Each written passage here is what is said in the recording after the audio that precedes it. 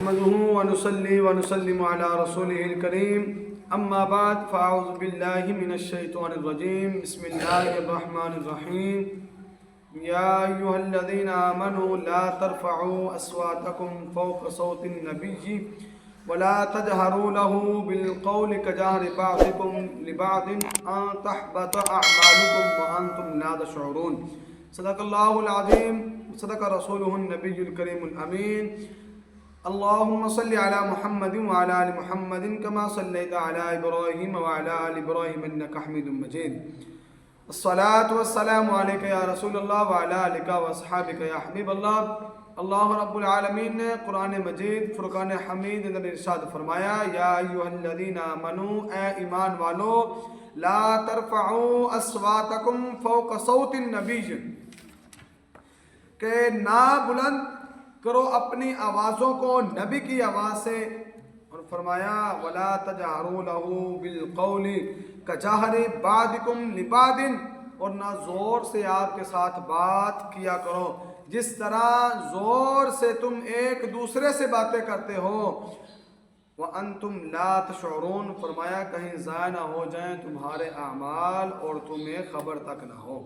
قرآن کریم کی آیت میں سرکار مدینہ صلی اللہ تعالیٰ علیہ وآلہ وسلم کی بارگاہ کے آداب بتائے گئے ہیں۔ میرے حبیب کی بارگاہ میں آؤ تو ان کے آداب کو ملحوظ خاطر رکھو۔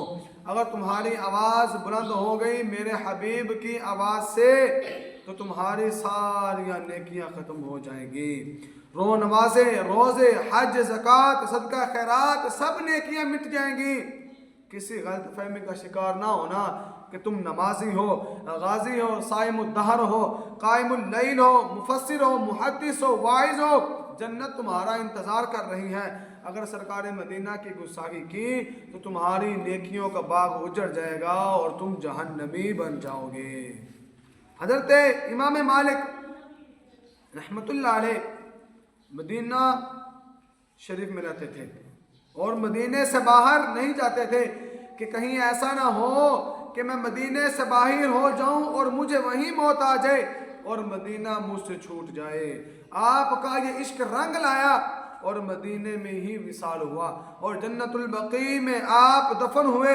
حضرت امام مالک جس وقت مدینہ منورہ کی گلیوں میں چلتے تھے تو ایک طرف ہو کر چلتے تھے، درمیان میں نہیں چلتے تھے۔ لوگوں نے پوچھا کہ آپ گلی کے درمیان میں کیوں چلتے ہیں، گلی کے درمیان میں کیوں نہیں چلتے، اور آپ گلی کے ایک سائیڈ پر ہو کر کیوں چلتے ہو؟ تو حضرت امام مالک نے فرمایا کہ مجھے ڈر ہے کہیں ایسا نہ ہو کہ حضور کے قدم مبارک پر میرا قدم آ جائے۔ اتنا ادب۔ اور جب آپ مدینے کی گلیوں سے گزرتے تو دیواروں کو ہاتھ لگا کر چومتے ہوئے جاتے تھے۔ لوگوں نے پوچھا کہ آپ اس طرح کیوں کرتے ہیں؟ تو امام مالک نے فرمایا میں اس لیے کرتا ہوں کہ ہو سکتا ہے کہ اس دیوار کو حضور کا ہاتھ مبارک لگا ہوا ہو۔ ایک مرتبہ حضرت امام مالک رحمت اللہ علیہ اپنے گھر میں رونق افروز ہیں، کسی نے آ کر دستک دی، آپ نے دروازہ کھولا، دیکھا تو ایک آدمی کھڑا ہے۔ پوچھا کیا بات ہے؟ اس نے کہا کہ میں ایک حدیث شریف سمجھنے آیا ہوں۔ حضرت امام مالک نے فرمایا بیٹھ جاؤ۔